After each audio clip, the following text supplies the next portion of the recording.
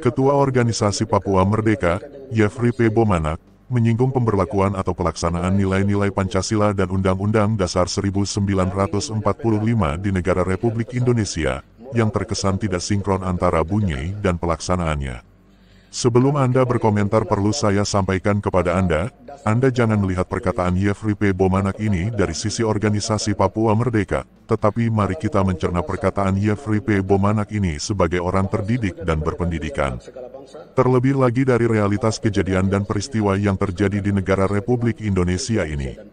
Salam waras dan jangan lupa komentari video ini sebagai orang waras. Jika Anda merasa tersinggung ke laut sajalah. Percaya ucapan saya, jika Anda menilai perkataan Ketua OPM ini dari perspektif sebagai KKB Papua, maka Anda bisa gila setelah mendengar perkataan ini. Saya rasa Anda bukan orang gila. Salam hormat, jangan lupa subscribe channel YouTube Manuskrip. Satu manusia satu jiwa. Indonesia dan Papua, kami belum melihat bahwa Anda mampu melaksanakan undang-undang ini. Kenapa Anda tidak mampu melaksanakan undang-undang ini?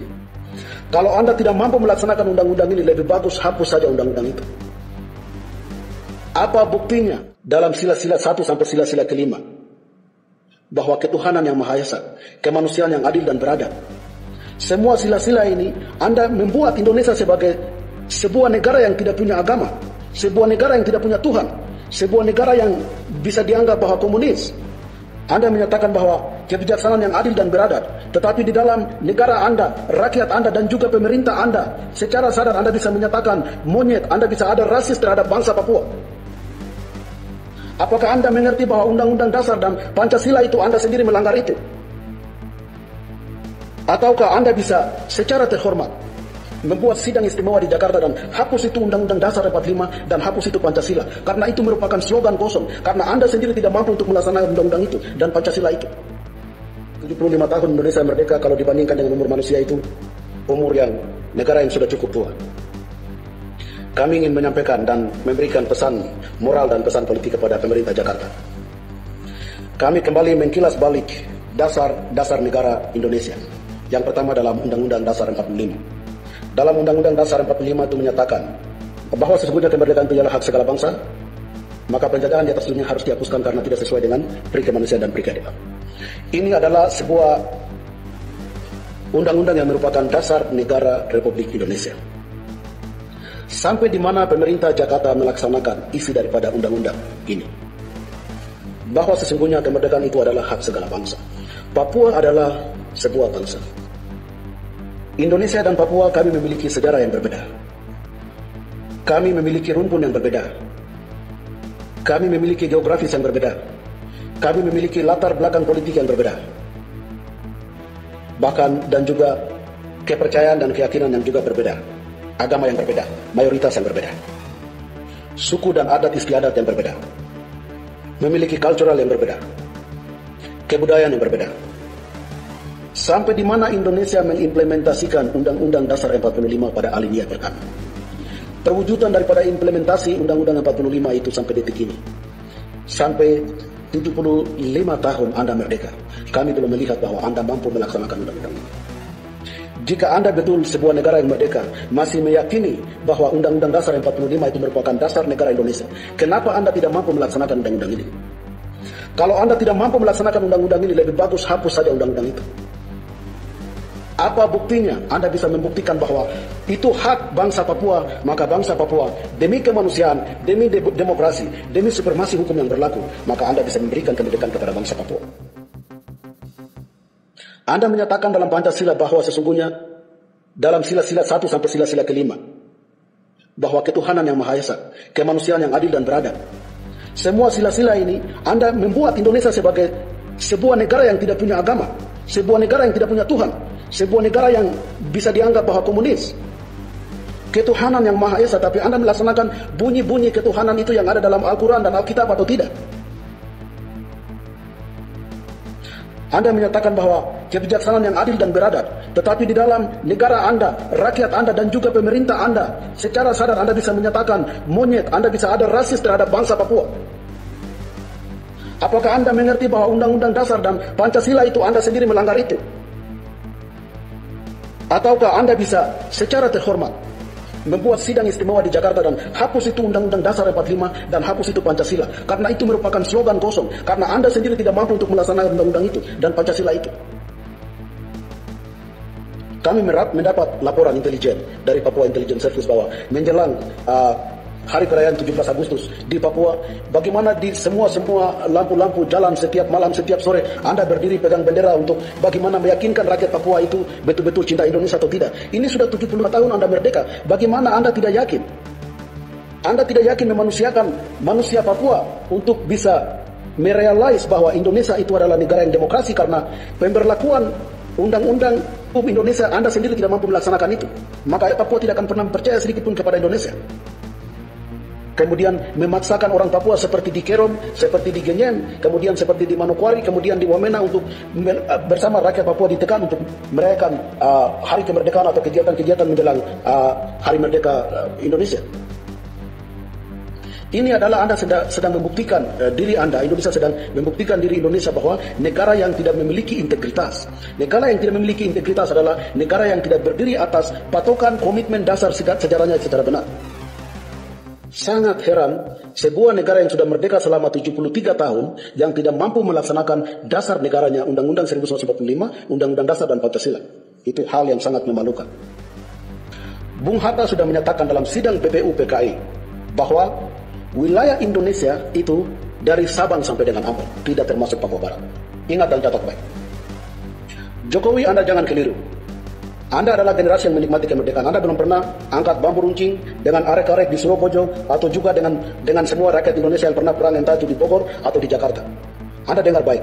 Sejarah menyatakan bahwa Bung Hatta sudah mengakui bahwa wilayah Indonesia dalam kemerdekaan negara Indonesia itu dari Sabang sampai dengan Ambonia, tidak termasuk Papua Barat. Itu yang pertama. Bung Hatta sudah menyatakan secara jelas bahwa Papua Barat itu mereka dari Kepulauan Pasifik. Mereka adalah bangsa Melanesia dan kami jangan masukkan mereka ke dalam Indonesia. Itu adalah pernyataan resmi dari pendiri negara Indonesia, Bung Hatta. Yang kedua adalah Soekarno. Dalam pelaksanaan Tikora, Soekarno mengatakan bahwa bubarkan negara boneka bentukan Belanda. Soekarno sebagai pendiri negara Indonesia sudah mengakui bahwa bubarkan negara. Pernyataan negara ini adalah membuktikan bahwa West Papua adalah sebuah negara yang diketahui oleh Soekarno sendiri.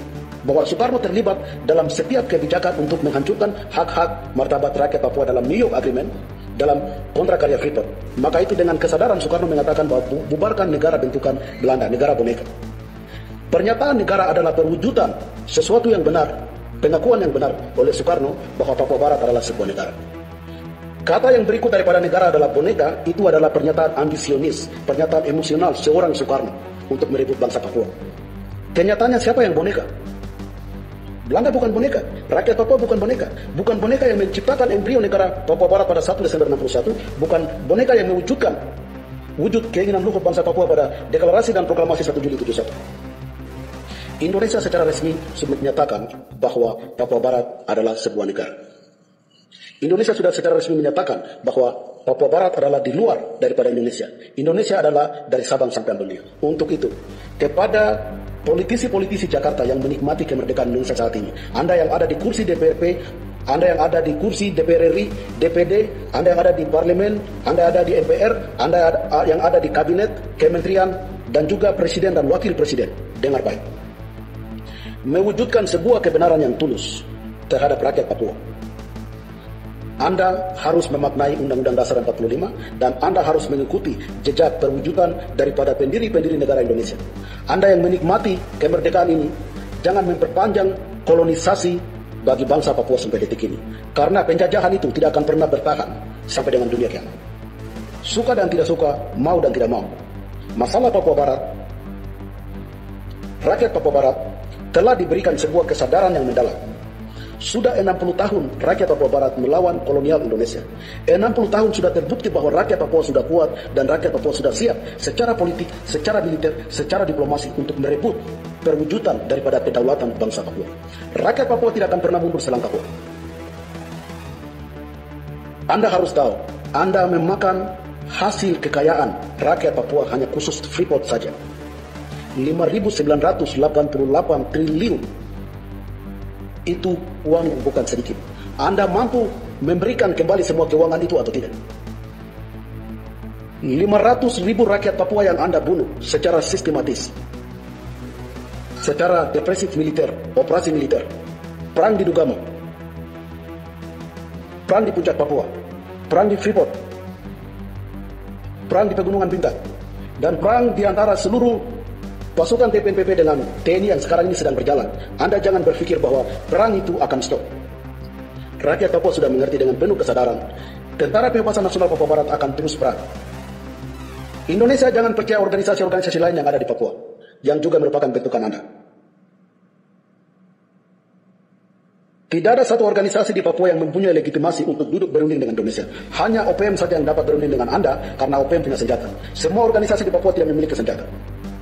Kalau Anda tidak mendengarkan OPM dan Anda mendengarkan organisasi-organisasi lain yang tidak punya senjata, Anda terkesan memelihara konflik di tanah Papua. OPM secara jujur dan transparan pada 2019 kami sudah menyatakan bahwa kami membuka jalan menuju eksternal negosiasi, jalan menuju perundingan internasional. OPM sudah siap sampai saat ini menunggu jawaban pemerintah Indonesia apakah Anda siap mampu terbuka berbicara dengan OPM di internasional atau tidak. 75 tahun Anda sudah merdeka. Wujudkan impian Anda sebagai negara yang demokrasi, negara yang masih menjunjung tinggi nilai-nilai dan dasar-dasar Undang-Undang 45 dan Pancasila. Anda jangan mempermalukan diri Anda sebagai sebuah negara yang merdeka selama 75 tahun, tetapi Anda tidak mampu menghargai harkat dan martabat rakyat bangsa Papua. Kepada rakyat bangsa Papua, pesan moral yang terakhir dari organisasi Papua Merdeka. Seluruh rakyat bangsa Papua dari Sorong sampai Merauke, dari Biak sampai ke Pulau Adi, sampai di Pegunungan Bintang-Bintang, bahwa dengan realitas sejarah dan penindasan yang terjadi terhadap rakyat Papua, di dalam bendera merah putih itu ada darah dan air mata rakyat Papua yang mengalir. Pencurian, pemerkosaan, penindasan yang secara tidak manusiawi dan kejam yang dilakukan terhadap rakyat bangsa Papua itu merupakan simbol daripada merah putih. Pengkhianatan yang terjadi dalam pernyataan-pernyataan politik oleh pendiri Indonesia seperti Soekarno bahwa itu negara boneka buatan Belanda, itu adalah pengkhianatan terhadap bangsa Papua. Seperti yang dikatakan oleh Ali Murtopo bahwa Ali Murtopo dan pemerintah Indonesia tidak menginginkan manusia Papua, tetapi yang mereka inginkan adalah kekayaan alam manusia Papua.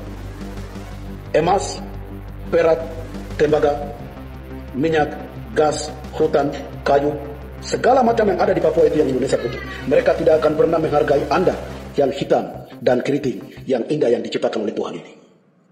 Maka itu, ketika masyarakat Indonesia atau pemimpin-pemimpin Indonesia menyatakan kepada Anda monyet, Anda pernah jangan menyesal.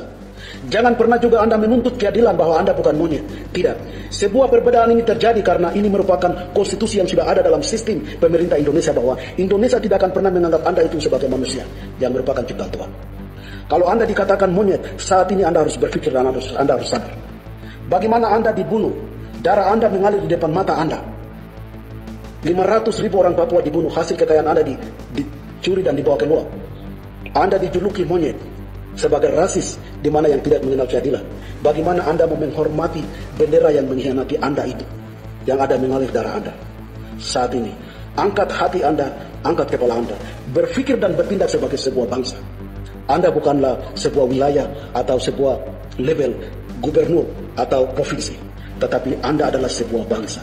Sekali lagi Anda adalah sebuah bangsa. Anda sudah pernah merdeka. Kembalikan jati diri, martabat, harkat Anda sebagai sebuah bangsa, sebuah negara yang sudah pernah merdeka. Anda dilecehkan, Anda dibunuh, Anda ditindas. Saat ini adalah saat yang dimana 60 tahun Anda harus bangkit, berdiri, dan menyatakan tidak dan melawan. Karena Anda punya kekuatan kebenaran sejarah. Jangan mengkhianati sejarah Anda. Sejarah Anda adalah kekuatan Anda. Maju bersama sejarah Anda, maju bersama kekuatan Tuhan, maju bersama semua kekuatan pengorbanan rakyat Papua, tulang putih arwah-arwah rakyat Papua bersama Anda untuk mewujudkan Papua yang merdeka secara ekonomi, politik, sosial, dan budaya. Salam merdeka rakyat bangsa Papua. Teman-teman mohon dukungannya, jangan lupa like, komen, dan subscribe. Tuhan memberkati.